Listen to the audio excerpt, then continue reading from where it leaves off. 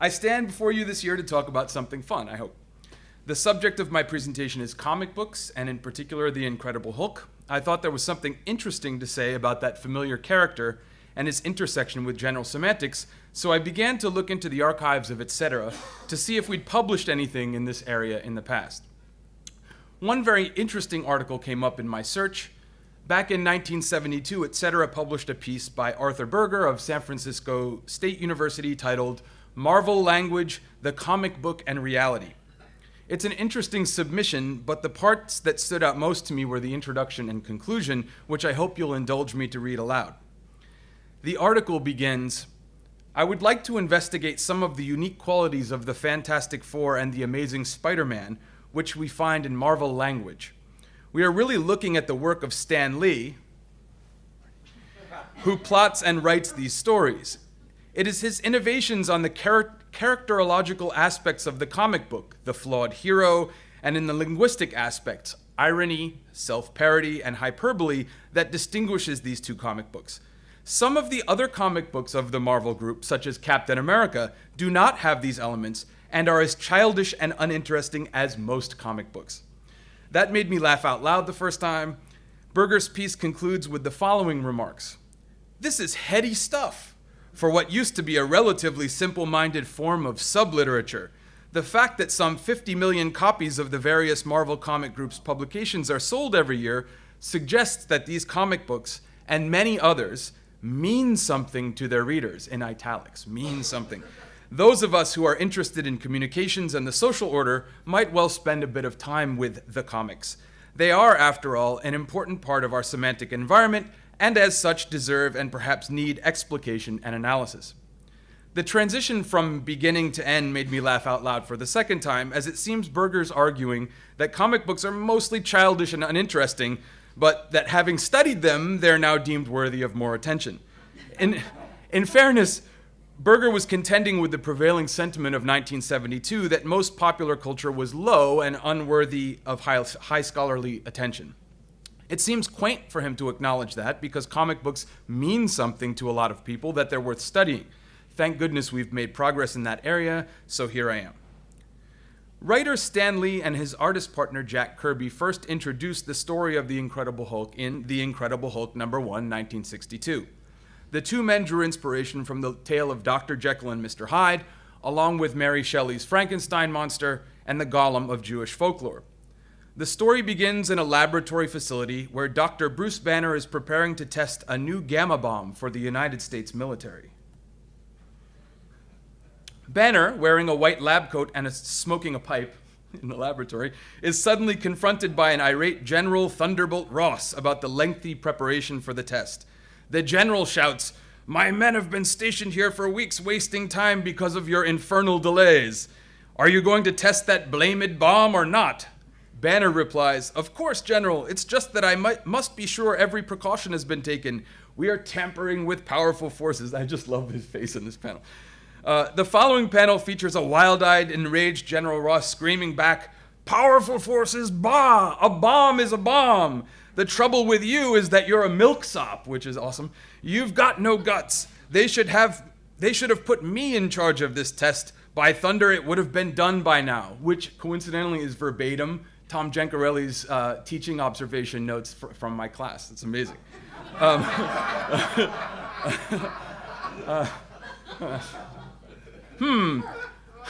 A bomb is a bomb sends up a lot of red flags for me, and I suspect the same can be said for the rest of you here. Not being a milksop and having plenty of guts seem to be the prerequisites for being in charge of things in this world. And probably this world as well, unfortunately, which seemingly explains why comic books are full of so much dramatic conflict. Hard as it may be, I'd like to put those challenging things aside in favor of a panel on the following page. From the start of the book, Dr. Banner's colleague Igor has been pleading to see the work on gamma radiation before going ahead with the bomb test, only to be rebuffed by Banner at each turn. Moments before the fateful test, Igor once again pleads with his colleague before it's too late. Grabbing Banner by the lapels of his white lab coat, Igor shouts, "You fool! Nobody has checked your work. If you've made an error, you might blow up half the continent. I oughta." Only to be met with the incredible response, "I don't make errors, Igor." I know, right? In less than 2 pages of comic book writing, Stan Lee has managed to deeply trigger a room full of general semanticists. Perhaps this qualifies as the childish sort of writing that Berger claimed to exist in the pages of other Marvel books, but I'd say it hardly qualifies as uninteresting. It's this hubris that leads Banner into a series of mistakes which culminate in the birth of the Incredible Hulk. A few housekeeping notes on the character and his stories. The Hulk was gray in the first issue. In issue number 2, he's inked in the familiar green. His transformation is triggered by the cycle of the moon and the sun until a couple of issues in, when he transitions to some form of integration between Banner and the monster. However, the series was canceled after the 6th issue, and the character wasn't revisited until a couple of years later, when he's reintroduced in Astonishing Tales and the Avengers. Very early in his run with the Avengers, Banner's continued exposure to gamma radiation results in this stress trigger for his transformation.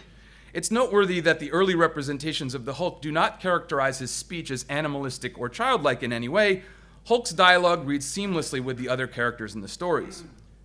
The popular television series of the 1970s, starring bodybuilder Lou Ferrigno, in fact, I'm just going to skip ahead to Lou, relied on grunts and growls to characterize the monster, perhaps due to Ferrigno's poor acting abilities. That's a true story. I'm not taking a... Sorry, man. He's not a very good actor. Out of that popular change in the character emerged the broadly recognized Hulk speak that has followed the character ever since. Hulk smash is a very familiar phrase in contemporary American pop culture. Given the range of transformations over the decades, perhaps it's a mistake to continue referring to Dr. Banner's alter ego as the Hulk. After all, with so many changes and iterations, a general semantics understanding of the character would certainly contain better indexing. But is the Hulk really the one with the problem? The Hulk is treated as an independent character from his alter ego, Dr. Bruce Banner. The quest is to return the Hulk to the recesses of Banner's highly developed mind. Banner's capacity to reason contrasts with Hulk's instinctive primal reactions, but perhaps we've been looking at it the wrong way. Hulk is a symptom of Banner's misplaced faith in his own intelligence. Hulk is a creature of few words, and therefore we assume his inferiority. That reflects a bias in our own faith in human languaging, when general semantics reveals the real dangers in languaging without sufficient self-reflection. Remember, just prior to Banner's accident, he asserts to his lab partner, "I don't make errors, Igor." Science is the key to restoring Banner's sanity, but it hardly seems scientific what he's doing to himself. His faith in science is inherently tied to the technological progress complex, which leads him to continue exposing himself to more gamma radiation. Banner's problem is not the Hulk, his problem is Banner. The Hulk is a symptom of maladjustment. It goes without saying that Banner's first problem is that he believes he doesn't make errors. His second problem is his two-valued orientation with respect to his split identity. The many authors of the character use this to great effect over the years, framing the character in terms of Banner and Hulk, where Banner is the default, which must be restored. Throughout the character's run, we find a third way, represented by a quest to integrate the split into something new altogether. Korzybski argued that general semantics is as much a physiological sort of training as psychological. Semantic reactions are both physiological and psychological responses to the environment, and are abstracting of said environment. Korzybski explains that animals are only capable of low-order abstraction, that the process of abstraction stops somewhere. Animals operate largely on two-valued orientations in order to survive their environments. Humans are capable of indefinitely high-order abstraction, and therefore capable of breaking out of the two-valued orientation, given what he refers to as self-consciousness, particularly as it's accompanied by structurally satisfactory language. S.I. Hayakawa describes the perils of two-value orientation, saying, "When we are fighting, we are reduced at once to such a two-valued orientation. For the time being, nothing in the world exists except our opponent, ourselves and our opponent. We fight, therefore, with all the intensity we are capable of.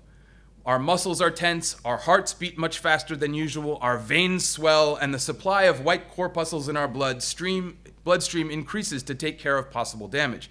Indeed, the two-valued orientation, which under conditions of great excitement shows as many physical manifestations as mental, may be regarded as an inevitable accompaniment to combat. If we fight, we develop two-valued orientation. If we develop two-valued orientation, we begin to want to fight." I'm struck by how perfectly suited that passage is to the characterization of Banner's stress reactions and ultimate transformation into the monster. Our attention has largely been fixed on Hulk's simplistic interactions with his environment, split between good and bad, friend and foe, and the connection between that two-valued logic and his instinctive combativeness. But what of Dr. Banner's struggle with identity? There is reason and there is the animal. There is Banner and there is the Hulk. There is Jekyll and there is Hyde. One must be subdued in favor of the other. Banner's two-valued orientation is what leads him to experiment on himself, to combat the Hulk, to subdue, repress, or destroy him.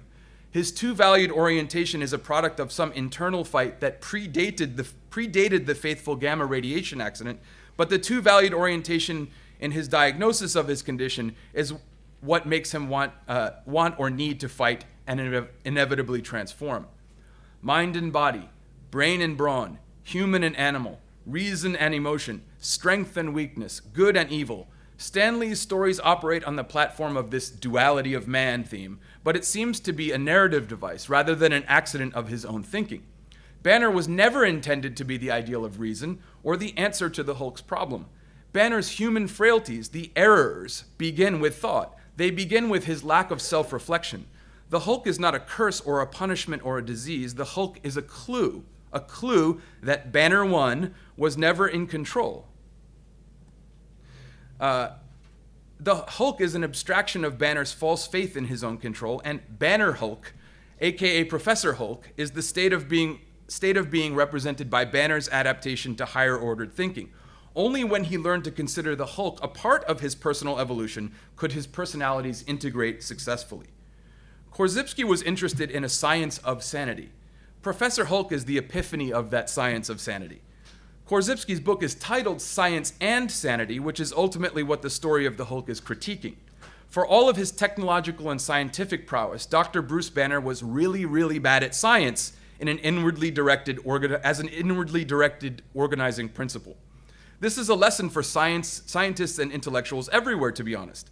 As we point our sharp powers out at the world, deciding important and interesting things about other people, other contexts, and other phenomena, it's important to turn them back in our own direction to assure we don't fall into the hubris trap that resulted in the birth of a monster.